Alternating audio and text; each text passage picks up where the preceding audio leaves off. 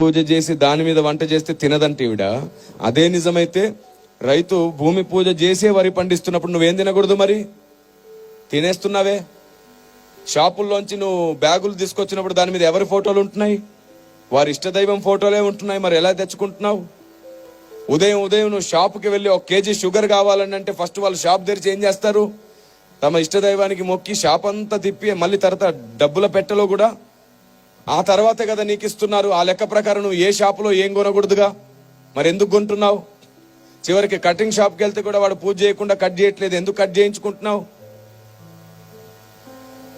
ఇలాగే ఆలోచిస్తూ పోతే నువ్వు బస్సు ఎక్కావు, బస్సు ఎక్కగానే ఖచ్చితంగా అతను ఏం చేస్తాడు? ఓ అగరొత్తి వెలిగించి పూజ చేసుకుంటాడు, ఆ తర్వాత బస్ స్టార్ట్ చేస్తాడు. ఆ లెక్క ప్రకారం నువ్వు ఏం ఎక్కకూడదు? ట్రైన్ ని ఎవరో ఒక కేంద్ర మంత్రి వచ్చి పూజ చేసి ప్రారంభిస్తాడు ఆట. అలాగైతే నువ్వేం ఎక్కకూడదు? ఇలా ఆలోచిస్తే నువ్వు వేసుకున్న బట్టలు ఏదో ఒక షాప్ లో పూజ చేసినాక అమ్మారు, అప్పుడు నువ్వేం వేసుకోకూడదు. చూసారా?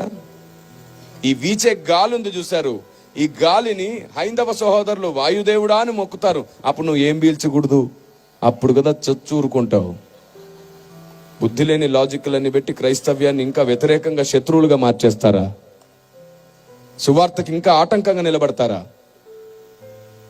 ఇలాగ ఆలోచిస్తే మీకు తెలుసా, మీరు వేసుకునే చెప్పులు, మనం వాడే ఫోన్, చివరికి నా చేతిలో ఉన్న మైక్, ఇక్కడ ఉన్న బాక్స్, ఇక్కడ ఉన్నటువంటి వాయిద్యాలు, మీరు వేసుకున్న కళ్ళజోళ్ళు, మీరు కూర్చున్న కుర్చీలు, అన్ని ఆయా షాపుల్లో ఆయా డీలర్స్, చివరికి కార్లు కూడా వాళ్ళు పూజ చేసి వాళ్ళ షోరూంలో అమ్ముతున్నారు. ఆ లెక్క ప్రకారంగా మనం ఏ వస్తువు కొనలేంగా. ఇంకా మీకు బాగా ఇష్టమైన వస్తువు గురించి చెప్పనా? బంగారం. ఏ మార్వాడి అయినా పూజ చేయకుండా బంగారం తయారు చేస్తాడా? ఆలోచించిన ఆశాభంగం తెచ్చి ఇక్కడ పడేయండి.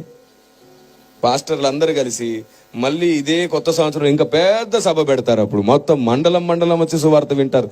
ఇక్కడ ఏంటి బంగారం చూద్దాం, వేయగలరా? అమ్మో, ఇది నా బంగారం, పూజ చేసిన బంగారంగా. మరి ఇలా ఉంటుంది. చాలండి, ఇంకెంతకాలం ఈ అజ్ఞానం చెప్పండి. అందుకే మనకి ఏదైనా గొప్పగా అనిపిస్తే పరిగెత్తొద్దు, మోకరించి దేవుణ్ణి అడగండి, ఇది కరెక్టేనా ప్రభు అని. మన జ్ఞానానికి పరిధి ఉంది, ఆయన జ్ఞానం అమితమైనది. ఆమేన్. అనంత జ్ఞాని ఆయన.